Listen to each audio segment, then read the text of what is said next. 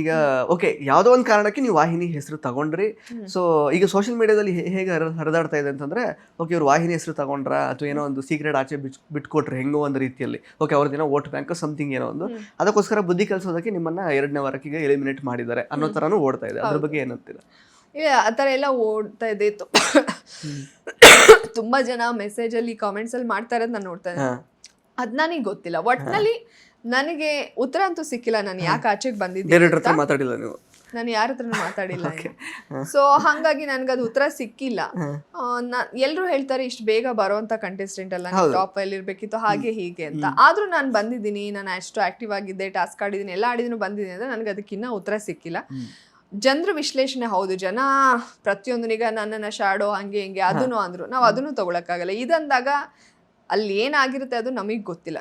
ಅದು ಬೇರೆ ರೀಸನ್ಗೂ ಇರ್ಬೋದು ಅಥವಾ ಈ ರೀಸನ್ಗೂ ಇರ್ಬೋದು, ಗೊತ್ತಿಲ್ಲ, ಹೇಳಕ್ಕಾಗಲ್ಲ. ಯಾವ್ದಾದ್ರೂ ಆಗಿರ್ಬೋದು. ಆದ್ರೆ ನನ್ಗಿನ್ನ ಉತ್ತರ ಸಿಕ್ಕಿಲ್ಲ. ಯು ಡೋಂಟ್ ರೂಲ್ ಔಟ್, ಯಾವ್ದನ್ನು ನೀವು ರೂಲ್ ಔಟ್ ಮಾಡ್ತಾ ಇಲ್ಲ? ಇಲ್ಲ ನನ್ಗೆ ಏನಾದ್ರೂ ಆಗಿರ್ಬೋದು. ಇಂಟ್ರೆಸ್ಟಿಂಗ್ ಮತ್ತು ಇನ್ಫಾರ್ಮೇಟಿವ್ ವಿಡಿಯೋಗಳನ್ನ ಮಿಸ್ ಮಾಡ್ಕೋಬೇಡಿ. ಈಗಲೇ ಸಬ್ಸ್ಕ್ರೈಬ್ ಮಾಡಿ.